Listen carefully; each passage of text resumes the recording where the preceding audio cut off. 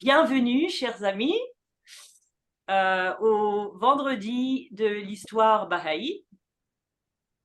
C'est avec joie que je vous souhaite la bienvenue pour une nouvelle série de causeries. Et cette série de causeries porte sur une période absolument exceptionnelle dans le ministère de Baha'u'llah. C'est la période de Bagdad, son premier exil. Et donc, j'espère que je vais bien expliquer pourquoi cette période est exceptionnelle. Pour moi, personnellement, en tant qu'amatrice d'histoire, c'est ma période préférée de toute sa vie, parce que Baha'u'llah est extrêmement social, a un contact très intense et très intime avec les habitants de Bagdad. Et c'est simplement sublime. Alors, nous allons commencer avec une prière. Et après, nous allons commencer avec la présentation.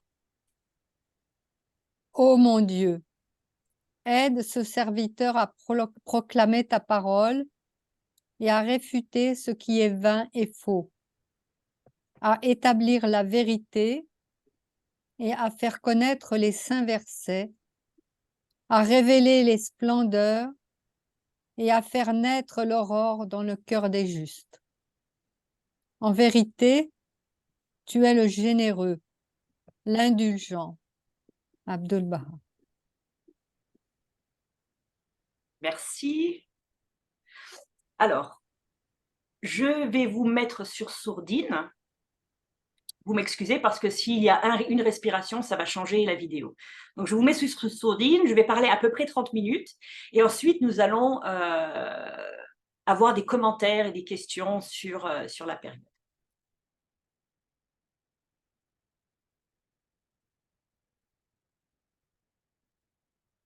Donc, maintenant, je vais partager mon écran. Est-ce que tout le monde voit bien? Oui? Super.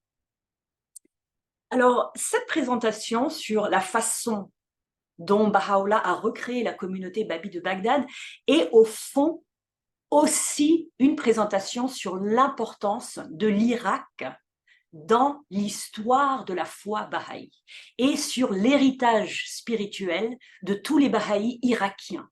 Et cette présentation leur est dédiée.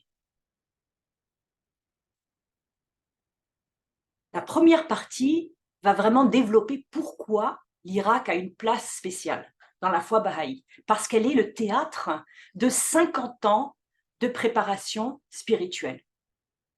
Donc l'Irak, et plus précisément Karbila, ont été le théâtre de la préparation spirituelle la plus importante de l'histoire pour l'avènement d'une manifestation de Dieu. Une préparation qui aura duré 50 ans, un demi-siècle, avant que Baha'u'llah n'honore la terre de l'Irak de sa présence.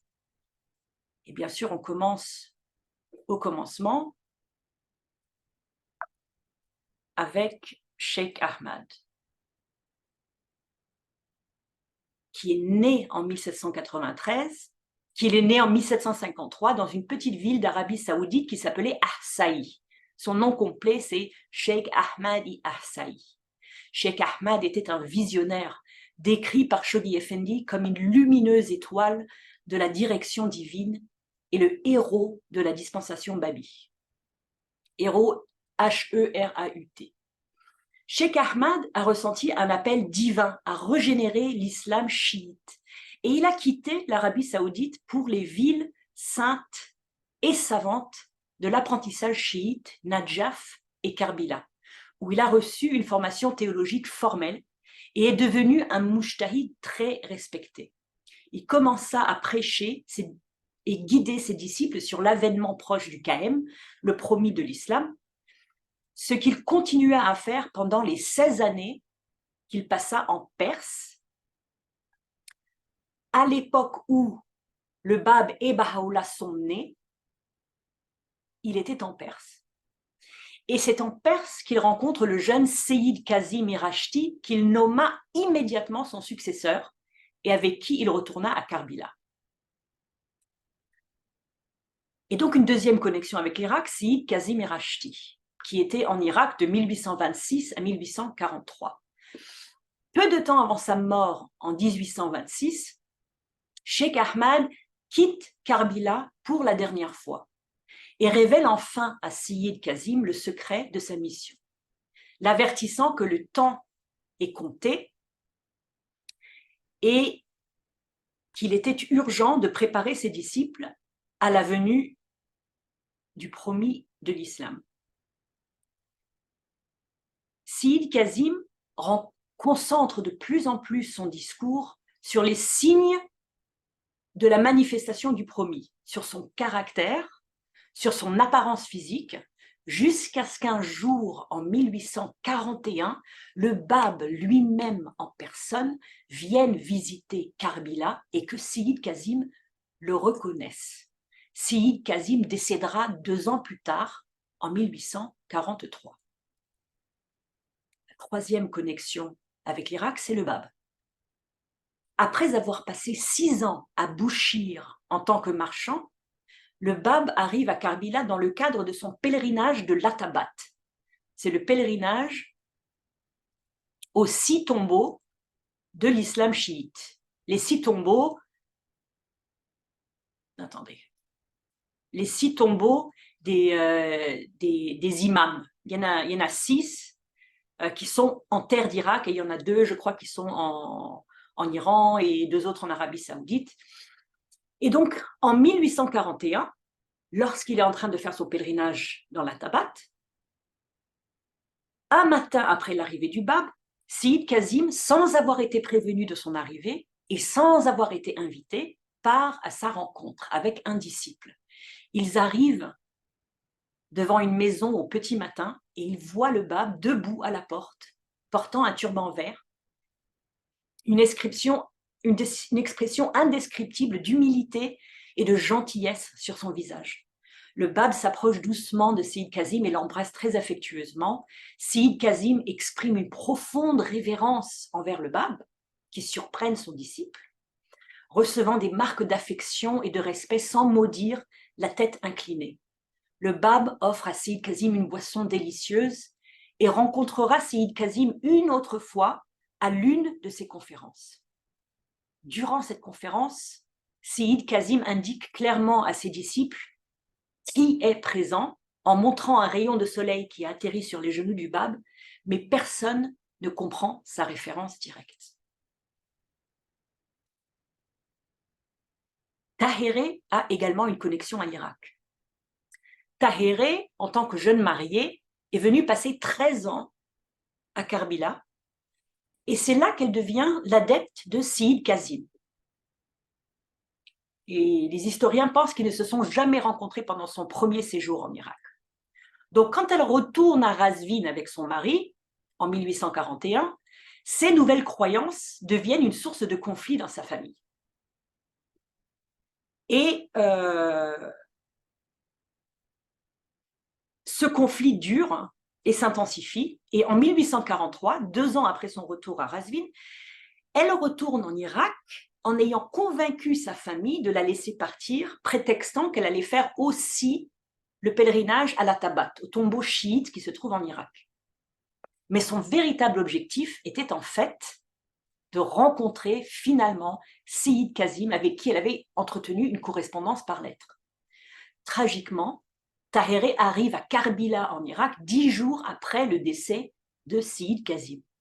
Elle noue des liens extrêmement étroits avec la veuve de Seyyid Kazim, qui lui remet les manuscrits inédits de Seyyid Kazim.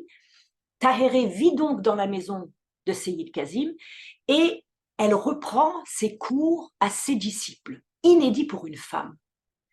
C'est à cette époque, dans ce moment où elle est en train de donner des cours aux disciples de Seyyid Kazim, qu'elle voit le Bab en rêve et qu'elle l'accepte instantanément dans le monde du rêve et qu'elle l'entend réciter des versets et qu'elle se lève et qu'elle les écrit. On n'a jamais trouvé ces versets, mais on sait que ça s'est passé. Lorsque Mullah Hussein revient de sa mission en Iran, qui lui avait été confiée par Seyyid Kazim de son vivant, il revient 10-12 jours après Tahéré et trouve que son maître est mort. Donc, il demande quelles étaient les paroles ultimes de Seyyid Kazim, et tout le monde lui dit que Seyyid Kazim avait demandé à ses disciples de se disperser pour aller à la recherche du promis. Et donc, il part en retraite pendant 40 jours dans une mosquée, et il part avec son frère et son cousin. Et peu de temps après, un groupe de 12 aussi s'en va, qui comprend le beau-frère et le cousin de Tahéré. Et Tahéré confie à son beau-frère, qui deviendra une lettre du vivant, un message pour le Bab où elle lui déclare l'avoir accepté. Bien entendu, Mullah Hussein aussi a une connexion avec l'Irak parce qu'il a étudié avec Seyyid Kazim de 1835 à 1843 et il était le plus fidèle disciple de Seyyid Kazim. C'était un jeune homme extrêmement déterminé qui possédait une soif d'apprendre inextinguible et qui ne se reposait jamais.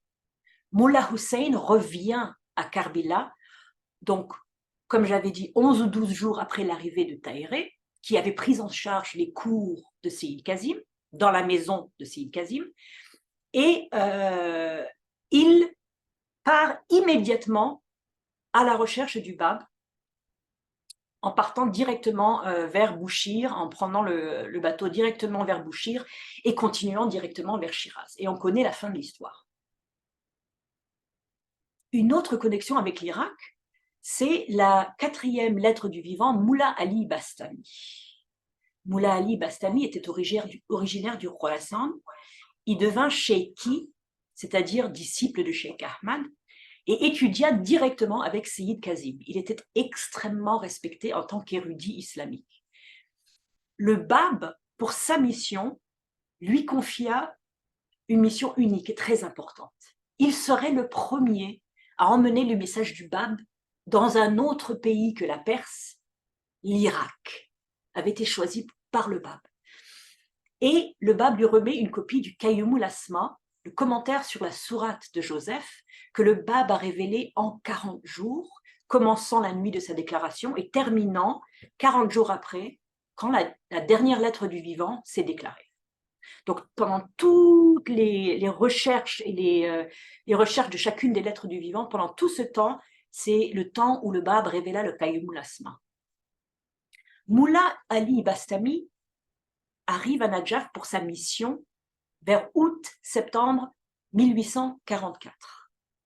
Il obtient une audience publique avec le cheikh Mohammed Hassan Nadjafi et proclame ouvertement le message du Bab sans révéler son identité.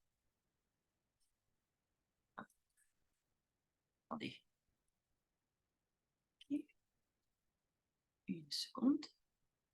Parce qu'à cette époque de la déclaration, le Bab avait demandé qu'on ne révèle pas son identité. Ça a été progressif, la révélation de la dispensation Babi a été très progressif. Au début, c'était juste qu'il y a un nouveau message, le premier est arrivé, mais ne pas révéler l'identité du Bab. Le Bab va ensuite aller en pèlerinage à la Mecque et lui-même va s'annoncer, et à partir de ce moment-là, on pourra dire son nom.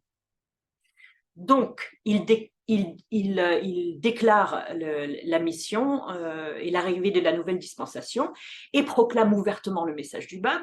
Et cela commence à provoquer la colère de toutes les personnes qui sont présentes à cette audience. De là, Mullah Ali Bastami se rend à Karbila, de Nadjaf à Karbila, et il porte le message aux cheikhi, dont Tahéré, qui fut l'une des rares à embrasser immédiatement la cause et à se plonger dans la lecture du Qayyumul Asma que Mullah Ali Bastami avait amené avec lui. Et c'est dans le Qayyumul Asma que Tahéré retrouve le verset qu'elle avait entendu le Bab prononcer dans son rêve. Et elle, typique de Tahéré, commence à traduire le Qayyumul Asma en persan, parce qu'il avait été révélé en arabe. Toute cette première phase de la révélation du Bab est entièrement en arabe, parce que c'est la révélation, c'est le thème de cette première section de sa révélation, c'est l'explication des versets du Coran. Et comme le Coran est en arabe, donc tout est en arabe. Et le Qayyumul Asma, c'est sur la sourate de Joseph, donc une sourate du Coran. Moins de 2 ans plus tard, en 1846, Mullah Ali Bastami fut le tout premier martyr de la dispensation Babi. Une connexion très importante avec l'Irak, c'est le premier séjour de Baha'u'llah en Irak, en 1851-1852, pendant 8 mois. après le martyre du Bab, le premier ministre perse propose, invite Baha'u'llah à quitter la Perse pour un temps, car Baha'u'llah était le disciple du Bab le plus en vue. Et Baha'u'llah décide de passer 8 mois à Karbila avec la même mission de visiter les tombeaux chiites, la Tabat, dont on entend tellement parler quand on parle de l'Irak.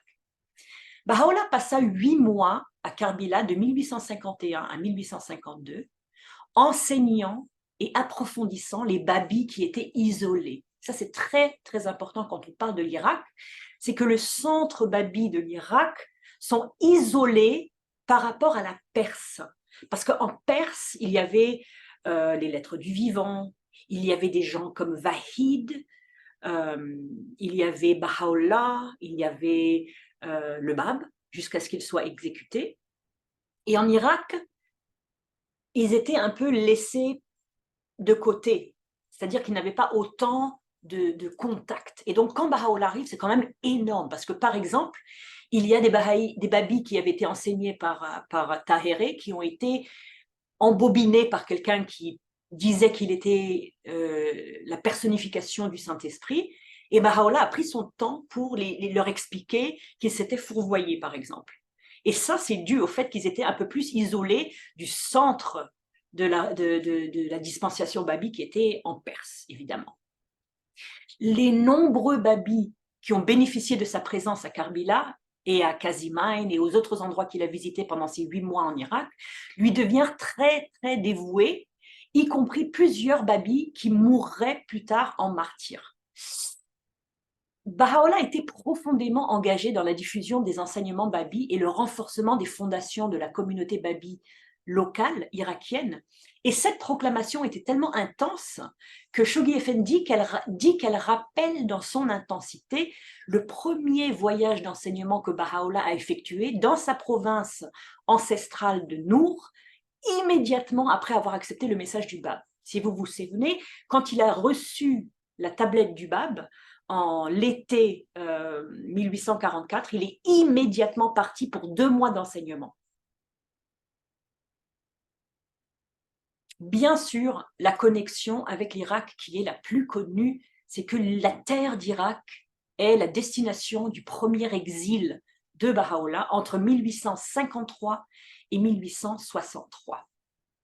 Mais il faut qualifier cet exil, c'est-à-dire qu'après la tentative d'assassinat du Shah par 3 babis extrêmement mal avisés, Baha'u'llah passe 4 mois atroces dans le Siachal, où il reçoit la révélation de Dieu et des indications sur sa station de manifestation de Dieu. L'innocence de Baha'u'llah est prouvée et il est libéré en décembre 1852. Peu après, le gouvernement perse informe Baha'u'llah qu'il dispose d'1 mois pour quitter définitivement la Perse. Ami et soutien de Baha'u'llah, l'ambassadeur russe, le prince Dolgorukov, offre à Baha'u'llah la protection et l'asile de la Russie, mais Baha'u'llah choisit Bagdad, en Irak, comme son lieu d'exil. Ce point est au cœur de cette présentation. Le premier exil de Baha'u'llah diffère de ces 3 autres exils à Istanbul, à Edirne et à Akka par 2 aspects majeurs. Le premier, c'est que c'était un exil que Baha'u'llah peut accepter. En quelque sorte, c'est un exil justifié, parce que les babis, enfin 3 babis mal avisés, avaient tenté d'assassiner le Shah, et Baha'u'llah était le babi le plus en vue d'Iran. Il était en quelque sorte évident qu'après cette commotion de l'été qui a suivi la tentative d'assassinat, la présence de Baha'u'llah en Perse aurait été très distrayante ou compliquée. Donc c'était un peu normal qu'il quitte sa patrie. Le deuxième aspect très, très important, c'est que Baha'u'llah a choisi son lieu d'exil, alors qu'il avait d'autres possibilités. Et bien sûr, parce que Baha'u'llah a choisi l'Irak, une autre connexion, c'est que l'Irak est la première terre au monde, et plus précisément le Kurdistan irakien, la montagne de Sargalou et la ville de Souleymaniye ont eu le privilège de voir les premières lueurs de la véritable majesté et de la station de Baha'u'llah. C'est là que les lueurs du soleil de Baha'u'llah ont brillé sur ces terres-là. Les Kurdes irakiens furent le premier peuple au monde à entrevoir la gloire de Baha'u'llah et être témoins de son savoir surhumain et de sa révélation divine. Le premier peuple à l'accepter, le premier peuple à l'aimer et à le chérir. Par conséquent, c'est également au Kurdistan irakien que Baha'u'llah démontra publiquement pour la première fois le pouvoir de sa révélation. Et nous allons aller en détail dans ces histoires. Je vous donne juste un petit aperçu comme un sketch pour commencer, pour qu'on puisse baigner dans l'atmosphère de l'Irak en quelque sorte. La quasi-totalité de la révélation de Baha'u'llah au Kurdistan pendant son exil imposé par lui-même entre 1854 et 1856, nous allons revenir là-dessus, est bien sûr perdu pour nous, à l'exception d'une poignée de prières et d'odes, telles que la prière « Crée en moi un cœur pur » et le magistral « Qatsiye Ivarkaye », l'ode de la colombe. C'est un poème de 2000 vers, révélé à la demande des chefs religieux de Souleymaniye, dont nous allons parler un petit peu plus tard. Et deux autres connexions, donc bien sûr, puisque Baha'u'llah a choisi l'Irak comme la destination de son premier exil, c'est aussi la première véritable communauté babi. L'histoire babi de l'Irak est un petit peu compliquée parce que pendant les 6 années turbulentes du ministère du Bab et pendant les 3 années sanglantes qui ont suivi le martyre du Bab, la communauté babi en Perse et en Irak ont été extrêmement déstabilisées. Mais les 10 années que Baha'u'llah va passer à Bagdad, ou en Irak, puisqu'il va partir au Kurdistan pendant 2 ans, au milieu, c'est la période la plus longue durant laquelle une communauté babi peut construire son unité et sa cohésion. Et pendant ces années de stabilité, la communauté babi peut se développer, peut grandir, peut se construire dans l'unité, avec Baha'u'llah non seulement présent mais actif, à partir de 1856 quand il revient du Kurdistan. Cette présence continue de Baha'u'llah et son effet sur la communauté de Bagdad sont en fait le sujet de cette présentation. Tout ceci, c'est une introduction pour vraiment mettre le décor et placer les personnages. Et puis finalement, pour terminer cette introduction, l'Irak, c'est aussi le lieu où Baha'u'llah a choisi de faire sa déclaration. Pendant 12 jours, en avril 1863, cela sera notre conclusion pour cette présentation. À la fin, nous allons arriver vers ça, nous allons voir comment Baha'u'llah recrée la communauté et prépare en quelque sorte une communauté babi qui, à son arrivée en 1856, est totalement brisée, la transforme petit à petit en communauté bahaï prête à recevoir sa révélation en avril 1853. Et c'est ce processus-là qu'on va développer au cours des semaines qui viennent. Donc, aujourd'hui, nous allons finir avec cette deuxième partie, qui est vraiment le début de la causerie. C'est la première année de Baha'u'llah en Irak. Alors, à l'arrivée, entre 1850 et 1853, la foi babi avait quasiment disparu. Le Bab a été martyrisé en juillet 1850.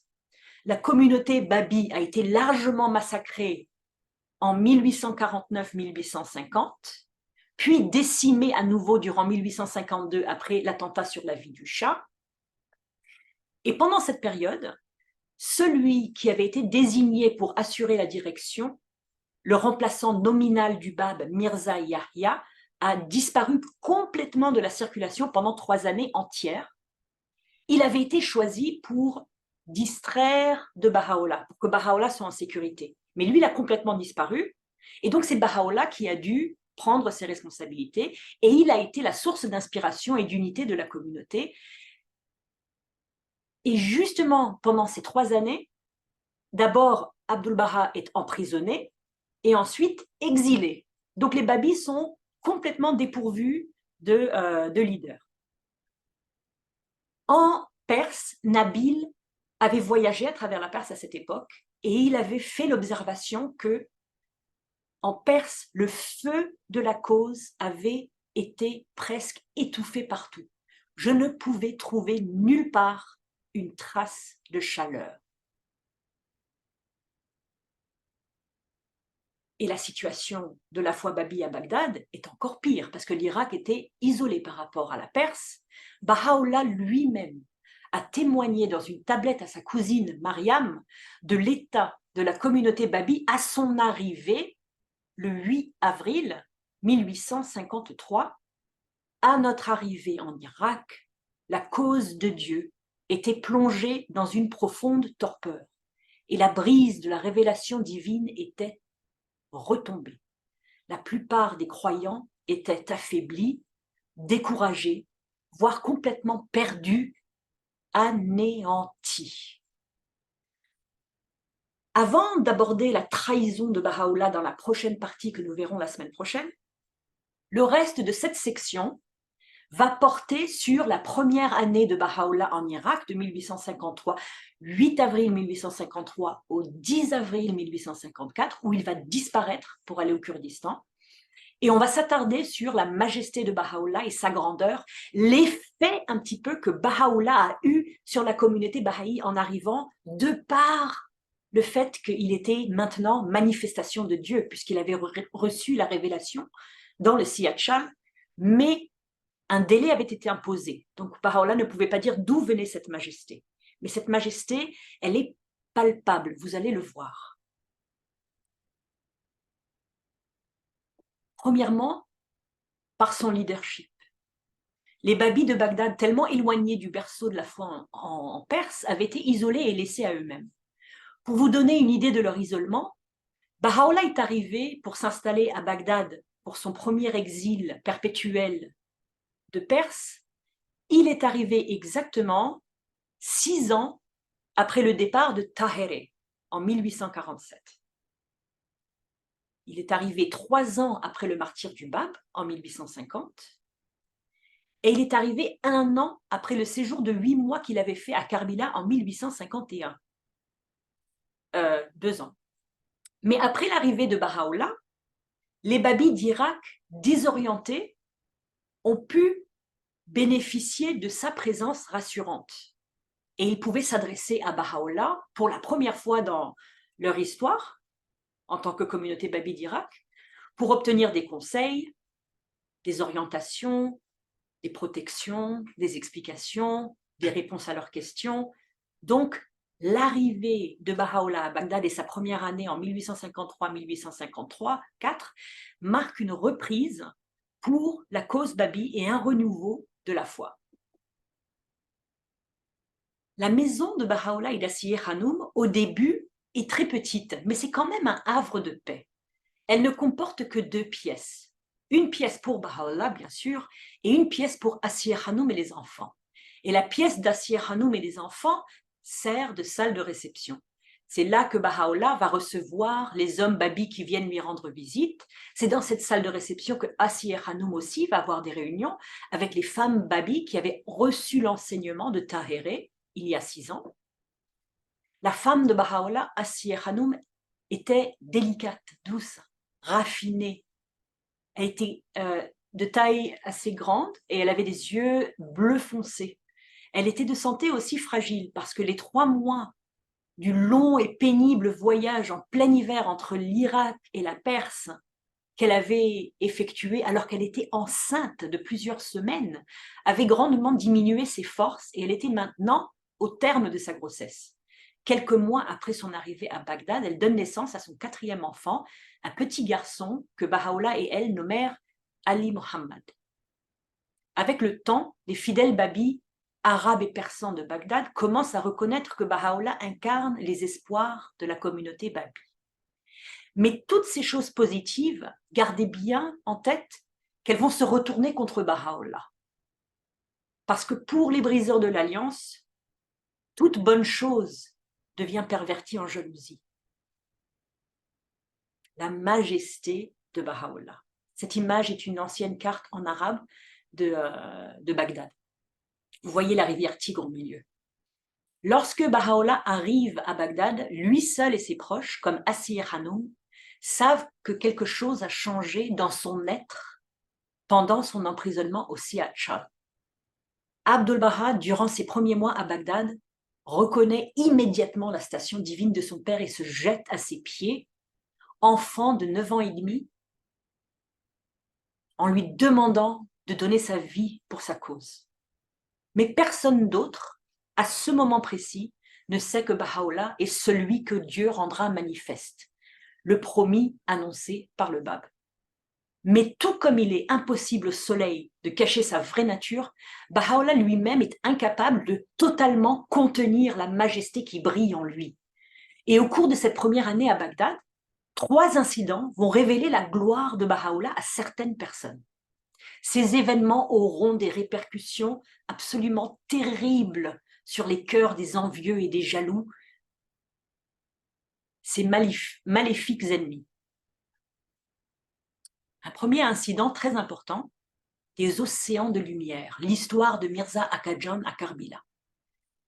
Donc, un de ces premiers événements où Baha'u'llah est incapable de contenir sa majesté, sa gloire, se passe à Karbila. Mirza Akadjan était un babi de 16 ans, avec une éducation de niveau élémentaire, fabricant de savon à Kashan. Il avait rêvé du Bab et lu quelques écrits de Baha'u'llah et s'était immédiatement rendu en Irak, où il rencontra Baha'u'llah en septembre 1853 dans la maison d'un babi. Alors la chaleur était tellement intense à Karbila à cette époque de l'année que tout le monde dormait à la belle étoile sur le toit plat de la maison. Une nuit, Mirza Akadjan, pensant que tout le monde dormait, commence à faire ses prières. Lorsqu'il vit Baha'u'llah marcher vers lui, révélant des versets, faisant les 100 pas et psalmodiant au clair de lune.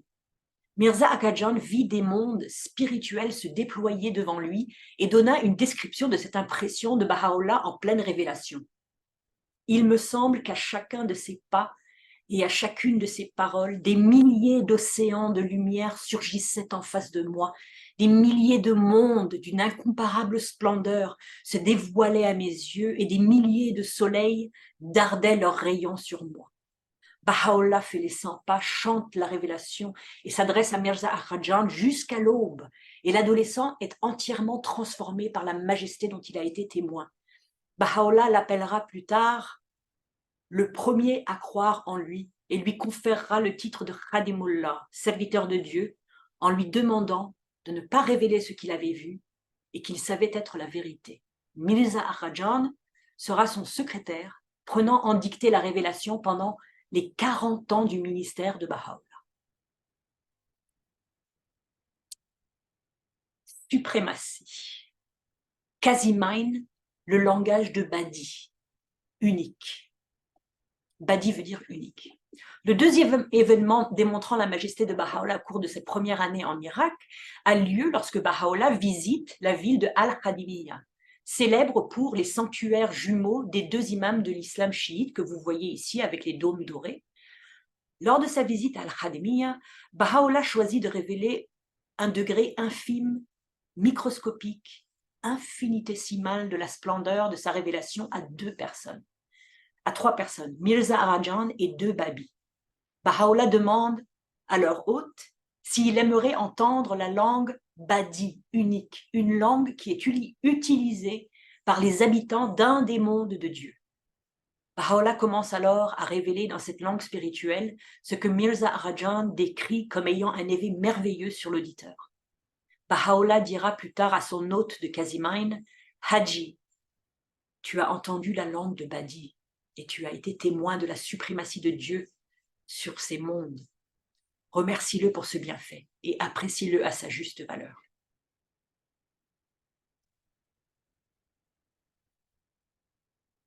Gloire. Voici l'histoire de la Law-e Tam, la tablette de tous les aliments. Haji Mirza Kamaluddin, un babi bien informé de Narak, c'est une photo de Narak, s'était rendu à Bagdad pour rencontrer le candidat du Bab, c'est-à-dire Mirza Yahya. Et il lui a demandé de faire un commentaire sur le chapitre 3, verset 93 du Coran, qu'il avait laissé perplexe, et qui dit en partie « Toute nourriture était licite aux enfants d'Israël, sauf celle qu'Israël lui-même s'interdit. » Mirza Yahya compose une réponse tout à fait superficielle et complètement inadéquate, et Haji Mirza Kamaluddin était tellement déçu qu'il s'est tourné vers Baha'u'llah et lui a demandé d'élucider le verset. En réponse, Baha'u'llah a révélé une tablette en arabe appelée Law-e Tam, tablette de toutes les nourritures, de tous les aliments, l'une des premières émanations de sa plume en Irak. La tablette de Baha'u'llah est tellement majestueuse, tellement glorieuse, brillante, exceptionnelle même, qu'elle remplit Haji Mirza Kamaluddin d'un esprit nouveau et il reconnaît instantanément la station de Baha'u'llah. Il sait qui Baha'u'llah est. Baha'u'llah l'encourage à partager la tablette avec les amis de Narak, mais sans jamais révéler la vérité sur ce qu'il a appris au sujet de sa station. Grandeur. Comme nous l'avons vu dans les récits précédents, il est impossible pour Baha'u'llah de contenir sa majesté, sa connaissance globale, ses paroles incomparables et sa grandeur indéniable, inégalée. Au cours de cette première année à Bagdad, Baha'u'llah avait profondément transformé un certain nombre d'individus. Le cercle des admirateurs de Baha'u'llah s'agrandit régulièrement et comprend des fonctionnaires de la ville, le gouverneur, ainsi que les anciens compagnons de Seyyed Kazim, qui offrent tous spontanément à Baha'u'llah des sincères marques de respect. Tous ces exemples de majesté et de suprématie de Baha'u'llah attisent la haine et la jalousie de ses ennemis et mettent l'huile sur le feu de leur manigance et de leur complot. La suite, la semaine prochaine, pour la troisième partie, la trahison de Baha'u'llah. Et maintenant, je vous écoute.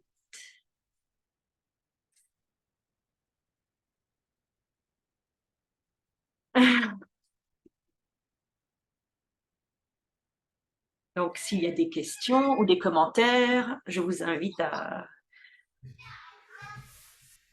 partager.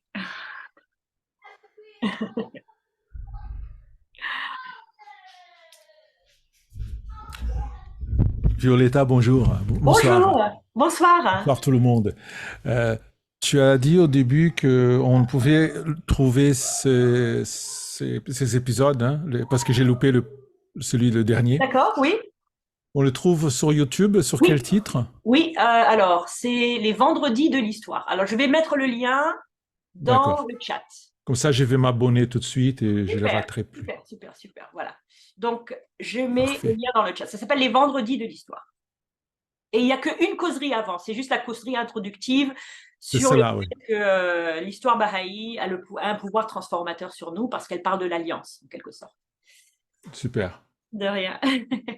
Et puis, pour s'abonner j'envoie des emails pour appeler, donc je mets mon email dans le chat, si vous voulez m'envoyer un email. Voilà.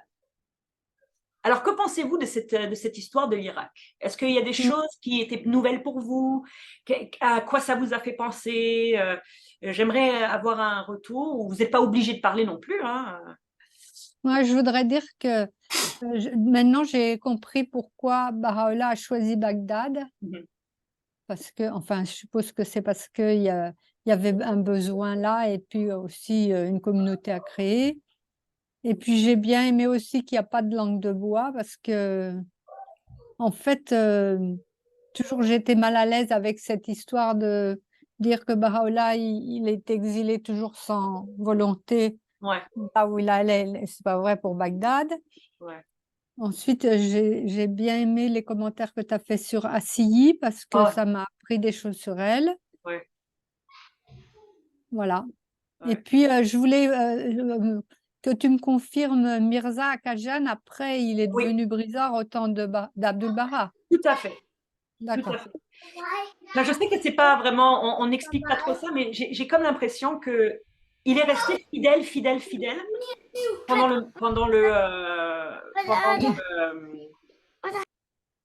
le, le ministère, le ministère de Baha'u'llah, est resté quand même assez fidèle, entièrement fidèle. Et puis c'est à la mort de Baha'u'llah qu'il a commencé à vaciller. Mais quand on repense un peu sur l'intensité de la première fois où il a rencontré Baha'u'llah et le fait que Baha'u'llah a révélé ces océans de lumière, c'est comme si ça l'avait collé à Baha'u'llah et ça l'avait gardé fidèle à Baha'u'llah pendant toute la vie terrestre de Baha'u'llah. Et dès que Baha'u'llah est mort, cette protection est partie et il est devenu complètement fou.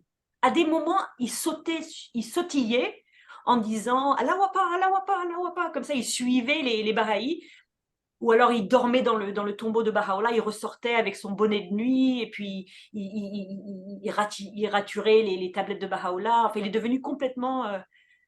Il est mort en 1901, mais de 1892 à 1901, il a eu une période vraiment complètement comme une toupie en quelque sorte, qui n'est plus ancrée. Il y a des Michel et Oulfet, allez-y. Oui, et bonjour, bonjour tous les amis. Et merci encore Violetta. J'avais deux questions en fait. La première question, c'était par rapport à euh, ce que vient de dire Mirabel sur le choix. En fait, dans mon esprit, en fait, c'était les autorités iraniennes qui avaient exilé et donc je ne savais pas qu'il y avait qu'il y avait eu ce choix. Donc, si je comprends bien, tu confirmes, il y avait l'ordre Mhm. d'exiler Baha'u'llah et Baha'u'llah a eu le choix de son lieu d'exil. D'après ce que Et, moi je comprends de l'histoire Baha'i, oui, c'est comme ça que le gardien le décrit. et la deuxième question, c'était par rapport, tu parlais tout à l'heure de Assier qui était enceinte, donc c'est Mhm. quatrième enfant, donc ça, j'imagine c'est après Mirza Mehdi. Oui, alors en fait, l'histoire est un petit peu plus compliquée que ça, parce que après Mirza Mehdi, Asier Hanoum a eu un enfant, un garçon, qui est né et qui s'appelait aussi Ali Mohammed. Et cet enfant-là est mort à l'âge de 4 ans, pendant que Baha'u'llah était en Irak la première fois, en 1851. Elle a perdu un enfant toute seule, pendant que Baha'u'llah n'était pas là. Et ensuite, quand elle était enceinte de quelques semaines, quand ils ont voyagé à travers les montagnes de l'Alborz, enfin, horrible, c'était la neige jusqu'aux genoux, et elle n'a pas perdu l'enfant pendant ce voyage, mais elle a perdu cet enfant, Ali Mohammed, le deuxième Ali Mohammed qu'elle a eu, elle l'a perdu pendant que Baha'u'llah était au Kurdistan. Donc elle a dû souffrir la mort de deux de ses bébés toute seule. Oui, donc ce deuxième Ali Mohammed n'a pas survécu non plus. Elle n'a pas survécu non plus, oui.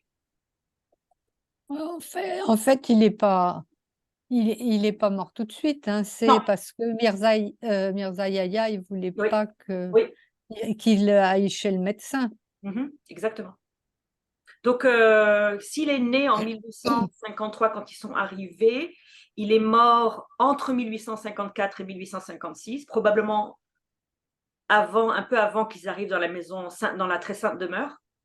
Donc, il est mort quand il avait entre 1 an et 2 ans. Aïcha, vas-y. Oui, bonsoir et merci beaucoup pour cette très belle présentation. J'avais juste une petite question, c'est Ouais. de mémoire, il me semble que le Bab, en fait, il y a un autre disciple de Sayyid Kazim, c'est Cheikh Hassan, Ouais. qui devait rencontrer le Bab, mais il l'a raté. Par contre, il l'a vu à Karbila et le Bab lui a dit, tu verras le Hassan en Irak. Tu confirmes? Tout à fait. Voilà. Tout à fait. D'ailleurs, je pense ne pas du tout me tromper, mais c'était une lettre du vivant. C'était une lettre du vivant qui était son secrétaire et qui a quitté Tabriz et qui a vu le Baha'u'llah à Karbila. Ouais. En effet, tu as tout à fait raison. Non, c'est parce que comme tu avais parlé, évidemment, on le sait tous que c'est Abdul Baha, vers 9 ans, qu'il a rencontré la manifestation de son père. Enfin, il a reconnu, mais on sait qu'il y a d'autres personnages qu'on connaît pas forcément, dont ce fameux Hassan. Donc, c'était bien peut-être aussi de le repréciser. Oui. C'est-à-dire qu'il y a une poignée de gens, et y compris, bien sûr, Tahireh, qui a immédiatement vu la station de Baha'u'llah quand elle l'a rencontré en 1848, quand elle est venue chez lui dans le printemps 1848, quand il a secouru de Razvin. Elle a non seulement reconnu la station du Bab en rêve, intuitivement, elle a reconnu la station de Baha'u'llah immédiatement en le rencontrant, et elle a reconnu la station de Abdul Baha quand il avait l'âge de 4 ans et demi. Elle savait qui il était entièrement. Donc les trois figures centrales de la foi, elle l'a reconnu. La seule autre personne qui a ce degré d'intuition spirituelle, c'est la femme du Bab, qui a reconnu le Bab comme son ancêtre Khadija. Elle s'appelait Khadija Bagoum. Elle était descendante de Khadija, la femme de Mohammed. Khadija, en islam, c'est la première musulmane à avoir reconnu la station de son mari avant tout le monde. Eh bien, Khadija Bagoum, sa descendante de 13 générations, pareil, elle était mariée à une manifestation de Dieu, et pareil, elle a reconnu son mari avant tout le monde. Et dès qu'elle a entendu Nabil en 1866 prononcer le mot de Baha'u'llah, qu'il était celui que Dieu rendra manifeste, elle a poussé un soupir en disant « Donne-lui mon… » Elle était derrière un voile et elle a reconnu instantanément, et elle est restée en contact avec lui le reste de sa vie. Et quand elle est décédée, Baha'u'llah avait le cœur brisé. Il a ressenti une douleur physique à connaître la mort de la femme du Bab, et il a révélé beaucoup de tablettes de visitation en son honneur, et il a élevé au rang de martyr. Donc le Bab et sa femme sont tous les deux des martyrs. Donc c'est intéressant, ça rajoute une texture à l'histoire baha'i de parler de ces gens qui reconnaissent intuitivement la station, tu vois, comme Sheikh Hassan Yazounusi, le secrétaire du Bab dont tu parlais à Karbila, ainsi que les 2-3 personnes qui ont vu la majesté de Baha'u'llah, ainsi que Abdul Baha, ainsi que Asir Hanou, bien sûr. Tout ça, c'est… Et à Badasht. Ouais. Merci. Aucun souci.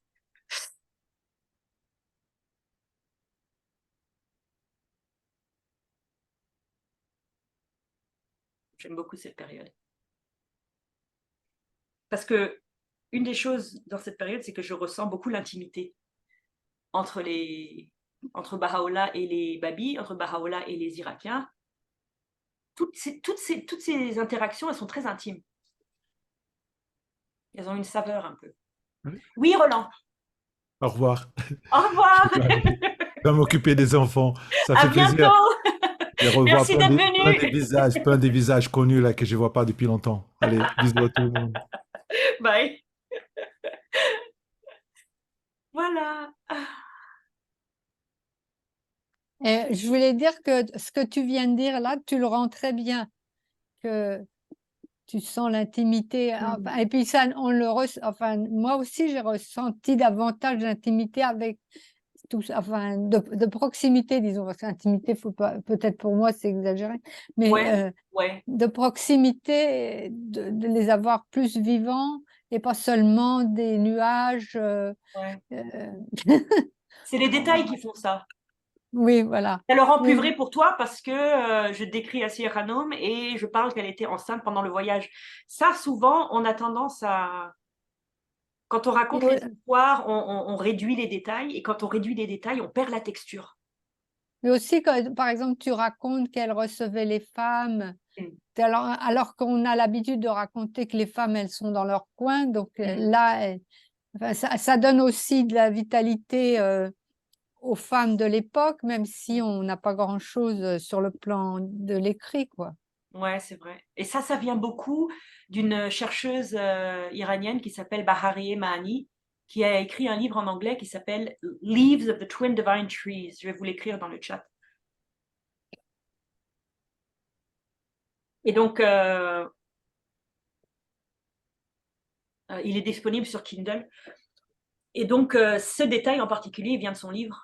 Elle a écrit toutes les femmes, les cousines, les sœurs, les épouses, les mamans du Bab et de Baha'u'llah. Et elle a été vraiment dans les archives, elle a trouvé plein de lettres, plein de choses, et ça ouvre vraiment les yeux parce qu'avec l'histoire des femmes, on a tout de suite, on se sent tellement plus proche quand on rajoute des détails par rapport aux femmes, on se sent tellement plus proche de Baha'u'llah, du Bab et d'Abdul Baha. Les femmes, il y a toujours tellement de détails qui viennent avec que tout de suite, ça rend l'histoire vivante. C'est magique. Oui, et puis par exemple, quand tu racontes, bon, je savais que Baha'u'llah, il correspondait avec la femme du Bab, puisque plusieurs fois, il a essayé de la faire venir parce qu'elle voulait aller à Akka, et puis ça n'a jamais marché. Mais le fait que tu racontes qu'en plus, il a fait beaucoup d'écrits dessus, enfin, d'écrits sur elle, indépendamment du courrier qu'elle a eu avec, ben, ça l'a rendue davantage vivante aussi.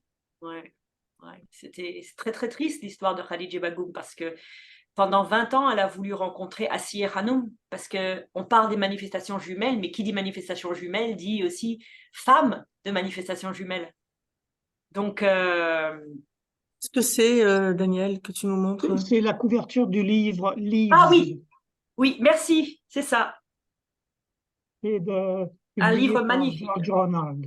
Ouais, il est vraiment magnifique. Et donc, qui dit manifestation jumelle dit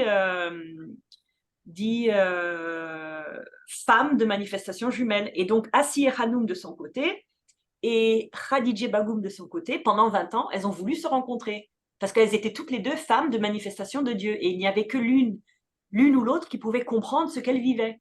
Et pendant 20 ans, elles ont espéré, et puis finalement, un des rêves de Khadija Bagoum, parmi les 3 choses qu'elle voulait faire, elle voulait venir en pèlerinage pour rencontrer Baha'u'llah, elle voulait que la famille du Bab et la famille de Baha'u'llah soient unies en mariage, elle voulait réparer la maison de son bien-aimé mari le Bab. Donc 2 ont été faites, c'est-à-dire que toutes ont été acceptées par Baha'u'llah. Immédiatement, il lui a dit oui, tu peux venir en pèlerinage, nos familles peuvent être unies, l'une de mes filles avec l'un de tes neveux. Et oui, la maison peut être réparée. Donc la maison a été réparée, elle vivait dedans. Le mariage allait se faire et elle comptait aller avec son frère et son neveu en Terre Sainte pour se marier. Et ils sont partis sans elle. Ils sont partis avec toute leur famille sans elle. Et cette trahison lui a tellement brisé le cœur qu'elle est morte d'un cœur brisé. Et 3 heures après qu'elle soit morte, sa servante Fézé, qui était éthiopienne, donc africaine, 3 heures après, elle est morte. Après que Khadija Bagoum soit morte. Et quand Baha'u'llah a appris les circonstances de sa mort, il était vraiment très, très déçu. Et elle est morte 4 ans avant Asiye Hanoum. Asiye Hanoum est morte 4 ans après. Donc c'est très, très triste. Très, très triste cette histoire. Les femmes ont beaucoup souffert. Bonsoir.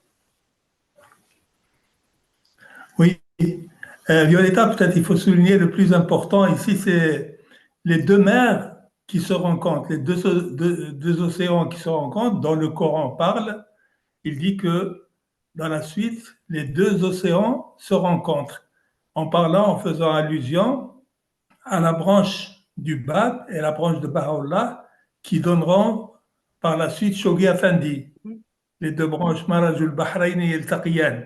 Les 2 branches se rencontrent pour donner justement le futur Shoghi Effendi qui est unique encore. La perle inestimable des 2 océans, hein, la perle inestimable des 2 océans. C'est excellent, c'est tout à fait ça. Et ça arrive en 1895. En 1895, 3 ans après l'ascension de Baha'u'llah, pendant que Abdul Baha n'est pas à Haïfa, c'est Bahiyya Hanoum qui organise le mariage. Et en 1897, Shoghi Effendi naît, comme dit Hamid, la perle inestimable des 2 océans qui se rencontrent. Et dès sa naissance, Abdul Baha sait que c'est lui qui sera le gardien, dès sa naissance. Et quand Shoghi Effendi a entre 4 ans et 9 ans, c'est là, dans cette période-là, où Abdul Baha pensait qu'il allait mourir, c'est là qu'il a écrit son testament. Il a écrit entre l'âge de 4 ans et 9 ans de Shoghi Effendi, et il dit que le gardien de la foi, c'est Shoghi Effendi, alors que Shoghi Effendi n'avait que 4 ans ou 9 ans, à cette époque-là. Tôt dans son ministère. Et Shoghi Effendi, il avait des frères et sœurs ou non? Oui, il avait une sœur qui s'appelait Rouhangiz, et après, je ne sais pas s'il en avait d'autres. Oui, il avait un frère aussi. Je ne savais pas. Oui, qui a mal tourné. Comme tous les autres. Oui, c'est tragique, hein, Voilà. tragique. La jalousie, c'est dur, hein. Ah oui, la jalousie, c'est l'émotion qui explique. C'est comme un cancer qui dévore le cœur des briseurs de l'alliance, la jalousie. L'envie, la jalousie. La jalousie tue l'âme. Ah, tout à fait. Tout à fait. Tout à fait. Parce que quand le testament de Abdu'l-Baha a été lu, ceux qui avaient le cœur pur et qui étaient vraiment des Bahaïs fidèles, ils ont ressenti une joie incroyable de savoir que Shoghi Effendi était le gardien. Et les briseurs de l'Alliance, ils ont ressenti une colère. C'est comme un examen que le maître vous fait passer, et il y en a qui ratent et il y en a qui passent. C'est ça l'alliance. C'est ça la fidélité. Oui, Amatul Baha Roya Khanum dit dans La perle inestimable que les gens rentraient à la maison d'Abdul Baha'i, ils ressortaient briseurs de Covenant, briseurs de l'Alliance. Oh là là là là là là. En quelques minutes, Mais voilà, c'est ça, c'est quelques minutes. C'est rentrer, sortir, c'est incroyable cette citation. le refus d'obéissance. Oui, oui, oui. C'est-à-dire qu'en fait, à la base de la jalousie, il y a ce que tu dis, le refus d'obéissance, c'est l'ego en fait. Je suis mieux que lui, pourquoi pas moi, pourquoi lui?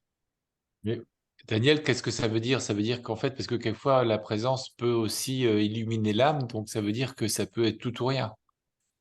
Enfin, ça peut être l'illumination ou, Ouais, Les ou extraits. ouais. Et c'est comme ça que la brûlure. Shoghi Effendi et Amatul Baha Roya Khanum, au bout d'un certain temps, de quelques années, ils se sont retrouvés tout seuls. Ouais. Et ça, c'est très, très, très important parce que le Bab, il s'est retrouvé tout seul avec sa femme et sa mère à un moment donné dans son ministère. Baha'u'llah, à un moment donné, avec les briseurs de l'Alliance, il n'avait que Asir Hanoum, Bahir Hanoum, Abdu'l-Baha. Abdu'l-Baha, au début de son ministère, il n'avait que sa sœur et sa femme, Mounir Hanoum et Bahir Hanoum, et le gardien, il avait que Amatul Baha. Et c'est-à-dire que quelque chose de vraiment magnifique quand on regarde les figures de la foi bahaï, c'est-à-dire les trois figures centrales et Shoghi Effendi, c'est que chacun d'eux avait vraiment une épouse hors du commun. Hors du commun. Exceptionnelle, parfaite, bouclier, soutien, fidèle.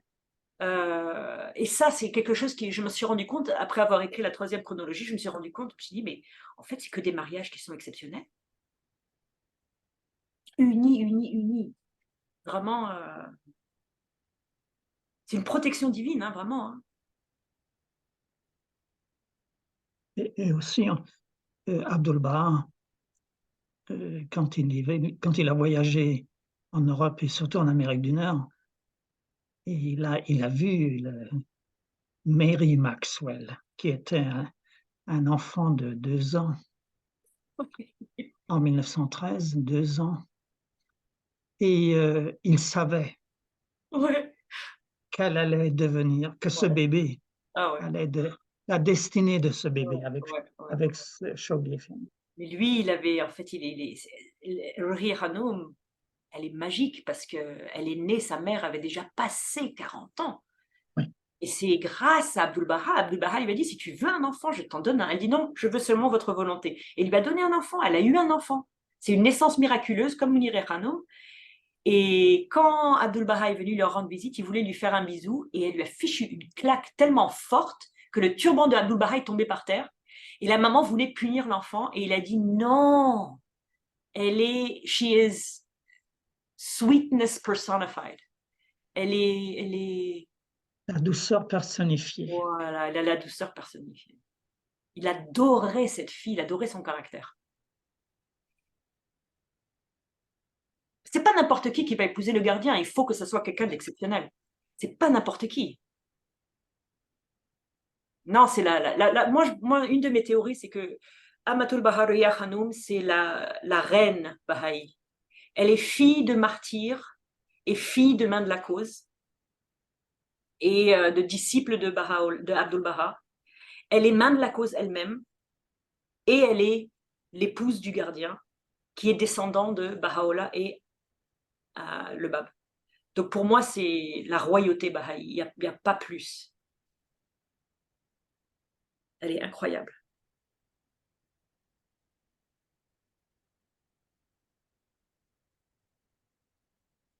Bon, Et chers elle est la amis, dernière. tu dis quoi?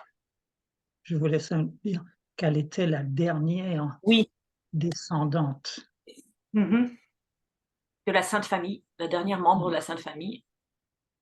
Et elle a vécu jusqu'au 21e siècle, non? Elle est morte en 2000. 2000, janvier 2000. Oui, donc elle a vécu. Donc tu vois, donc, elle a réussi à nous amener 3 siècles, du 19e, 20e et 21e siècle. Grâce à elle, dernier représentant de la Sainte Famille, elle nous a amenés jusqu'au 21e siècle. C'est elle qui a fait la charnière entre tout. Elle a tout vu. Elle a vu des membres de l'époque héroïque, parce qu'elle a été couvée presque par Bahir Hanum, qui était la fille même de Baha'u'llah. Puis elle a épousé le gardien, donc elle a vu le gardiennat, elle a vu Abdul Baha, elle a vu la maison de justice, elle a été là, toutes les époques Baha'i. Hein. C'est incroyable, hein. Là, on a de la chance. Hein. Je vous dis, l'histoire Baha'i, ça peut recréer une âme. On reçoit tellement de joie à parler de choses comme ça, c'est vraiment...